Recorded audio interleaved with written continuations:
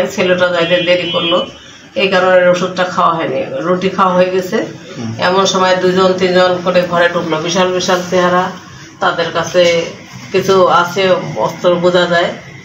যায় বলতেছে যে কি খাইলেন, কি করলেন, ওষুধ খাইলো। তা বলে যে ওষুধ খাইতে হবে না, ওষুধ পরে। তা আমি বললাম যে না, ওষুধটা খান।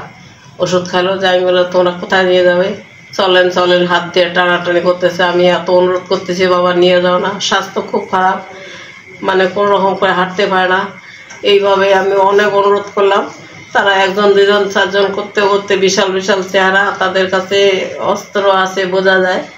তো অনেক অনুরোধ করলাম যে কিছু করো না, বয়স হয়ে গেছে, শরীর অনেক খারাপ, হাঁটতে পারে না। অনেক অনুরোধ করছি, ওরা কিছুতে শোনে। আমি বলতেছি আধা ঘন্টার মধ্যে আমি পৌঁছায় দেবো, কিছু চিন্তা করবেন না, ভালো জনে নিয়ে যাচ্ছি। এই বলে ওরা সবগুলা ঘর খুলে টুলে দেখলো, বাতি টাতি দিয়ে ঘুরে ঘুরে দেখে টেখে। নিচের ঘর তো তালা দিয়ে আমরা উপরে গেছি। রুটি খাওয়া হয়ে গেছে, ওষুধ খাওয়া হয়নি। তারপর তো ছেলেটা যে ওষুধ টষুধ দিল, সে আপনাকে যাইতে হবে। তারপর গেঞ্জি পাঞ্জাবি পরতেই হচ্ছে, গেঞ্জিটা সামনে ছিল একটা, ওই গেঞ্জিটা পরাই দিল। লুঙ্গি পরা ছিল, আর হাঁটতে তো পারে না, এই কারণে সুজুতাগুলো পরাই দেওয়া হলো। দিয়ে তো গেল। আমি অনেক অনুরোধ করছি, হাত ধরে কান্নাকাটি করলাম যে বাবা কিছু করো না, শরীর খুব খারাপ, হাঁটতে পারে না।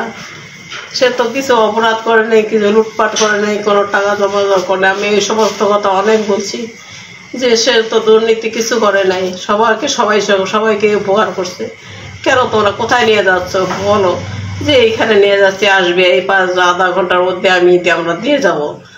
আমি অনেক কান্নাকাটি করছি ওদের হাত ধরে, কিছুতেই শোনে না। ওরা 3টা গাড়ি নিয়ে আসছে, পিক আপ নিয়ে আসছে। থানার ওসি ছিল, পুলিশও ছিল মনে হয় থানার। এই তো নিয়ে গেল। কতজন হবে তারা? 10:30টার দিকে বাড়ে। ওরা কতজন হবে? হ্যাঁ, কতজন হবে ওনারা? কতজন লোকজন কতজন এসেছে? 3টা বিঘা ভর্তি, মানে ওনারা কতজন আসছে? ভর্তি হয়েছে, বিশাল বিশাল চেহারা, অনেক লম্বা চওড়া, কাউকে চেনা যায় না। কেউ মাস্ক চড়ছে, কেউ দাড়ি তো আছে, মুখে মাস্ক পরা, ই করা, বান্না টান্না, একদম চেনাও যায় না, কাউকে আমি চিনি না। বিশাল বিশাল চেহারা। 10:30টার দিক দিয়ে আছে। এখন আর যে কে কারা ছিল ওদের তো আমি বুঝতে পারতেছি না। কোন ওসি ছিল বলেন? ডিজিএসপি ছাড়া ছিল বোধহয়, রুয়ার থানার ওসি ছিল, আর এখানকার পুলিশ ছিল বলে কিছু, আমি চিনি না কাউকে।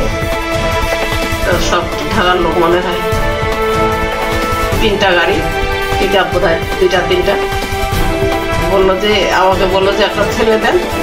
তো তন্ময়কে দিলাম যে যাক, এই লাইন পার হওয়ার সাথে সাথে নামাই দিয়ে ওর মোবাইলটাও নিয়ে নিছে, আমার মোবাইলগুলোও নিয়ে নিছে। কারো মোবাইলে আশপাশে যত মোবাইল ছিল সব নিয়ে নিছে।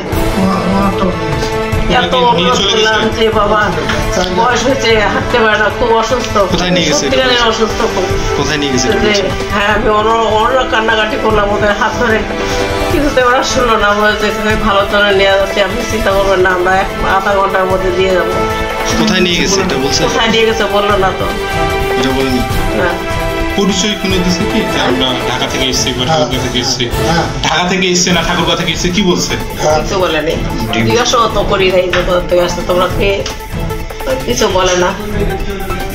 খালি বলে ওঠেন ওঠেন ওঠেন, জামা গায়ে দেন, গেঞ্জি পরবো। গেঞ্জিটা বলে ভাত করা ছিল, গেঞ্জিটা পরাই দিয়ে উঠাইলো। আমার তো হাতটা ধরে আসি, বাবুরও হাত ধরছে, ওদেরও হাত ধরছে, কিছুতেই ওরা শুনে না। আমরা দিয়ে যাবো আধা ঘন্টার মধ্যে, কিছু চিন্তা করবো না।